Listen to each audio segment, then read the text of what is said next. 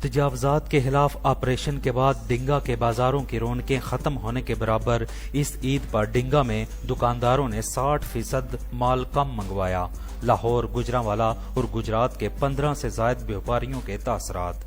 کپڑے، جوتوں، گارمنٹس اور موبائلز شاپس کے دکانداروں میں سے اکثر کی دکانیں مکمل ختم ہو گئیں، جبکہ باقی کے پاس دکانوں کا تیسرا حصہ باقی رہ گیا ہے۔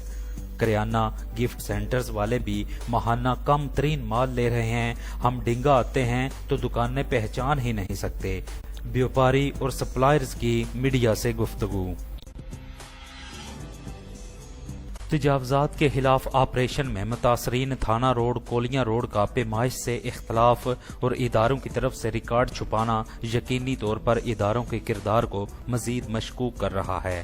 امیر جماعت اسلامی ڈنگا ڈاکٹر حافظ محمد ادریس کی میڈیا سے گفتگو۔ کہا کہ اگر سرکاری اداروں کی طرف سے جلد بازی میں کیا گیا آپریشن درست اور حقیقی ریکارڈ کی بنیاد پر ہے تو محکمہ مال کا مکمل ریکارڈ اوپن کیا جائے۔ ریکارڈ تک رسائی نہ دینا آپریشن کی شفافیت پر سوال کھڑا کر رہا ہے۔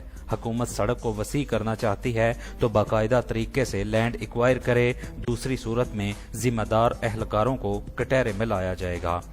چشم پوشی سے معاملات ٹھیک ہونے کی بجائے بگاڑ بڑھے گا اور عوامی رد عمل کی صورت میں ادارے مشکل میں پڑ جائیں گے۔ Circle officer anti corruption Gujrat Muhammad Afzal Gujjar نے پٹواری توفیق شاہد کو رشوت لیتے ہوئے پکڑ لیا۔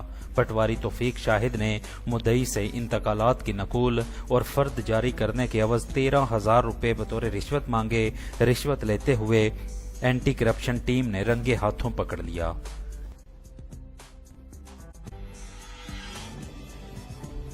پیٹرول کی قیمت میں 1 روپیہ فی لیٹر اضافہ کر دیا گیا، ڈیزل کی قیمت برقرار۔ اضافہ کے بعد پیٹرول کی نئی قیمت 253 روپے 63 پیسے فی لیٹر مقرر کر دی گئی۔